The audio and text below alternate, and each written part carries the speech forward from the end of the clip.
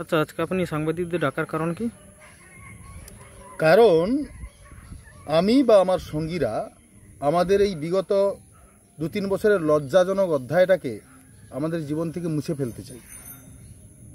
তার কারণ আমরা 22 সালে বিজেপি যখন তৃণমূল কংগ্রেসে যোগদান করেছিলাম, তখন তৃণমূল কংগ্রেসের রাজ্য স্তর, ব্লক স্তর, সমস্ত স্তরের নেতাদের সঙ্গে একটা প্রতিশ্রুতি ছিল যে আমাদেরকে 22 সালের আগে যত মিথ্যে মামলায় ফাঁসানো হয়েছিল সমস্ত মামলাগুলো তুলে নেওয়া হবে।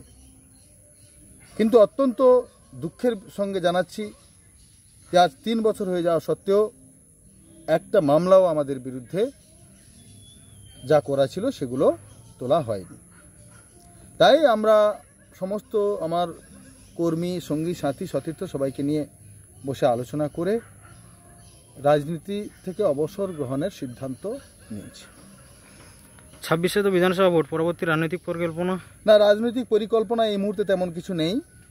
আমাদের এখন মুখ্য উদ্দেশ্য যাদেরকে দিয়ে তৃণমূল কংগ্রেস 2022 সালের আগে আমাদের বিরুদ্ধে মিথ্যে মামলাগুলো করিয়েছিল তাদের সঙ্গে সম্প্রীতি, সৌহার্দ্য, সৌজন্যবোধে কথাবার্তা বলে ভ্রাতৃত্বের বন্ধনে আবদ্ধ করে তাদেরকে দিয়ে সেই মিথ্যে মামলাগুলো তোলার জন্য একটা আবেদন আমরা করব তাদের কাছে ইন্ডিভিজুয়াল।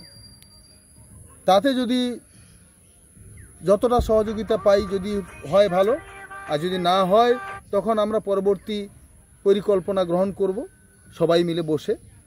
আপাতপক্ষে আমরা এই সিদ্ধান্তই নিয়েছি এবং এটা আমাদের সার্বিক, অর্থাৎ আমি শুধু নয়, আমার সঙ্গী সাথী সবার একই সিদ্ধান্ত। আপনার নাম? আমার নাম জয়দেব দাস। আমি তৃণমূল কংগ্রেসের তমলুক সাংগঠনিক জেলার সাধারণ সম্পাদক তথা নন্দীগ্রাম 1 নম্বর ব্লক তৃণমূল যুব কংগ্রেসের কনভেনার ছিলাম। তো আমি এই মুহূর্ত থেকে আমি আমার সমস্ত পদ থেকেও সরে দাঁড়াচ্ছি এবং শুধু পদ নয়, এই মুহূর্তে দলের সঙ্গে আমি আমার সমস্ত রকম সম্পর্ক ছিন্ন করছি এবং আমি সমস্ত তৃণমূল কংগ্রেসের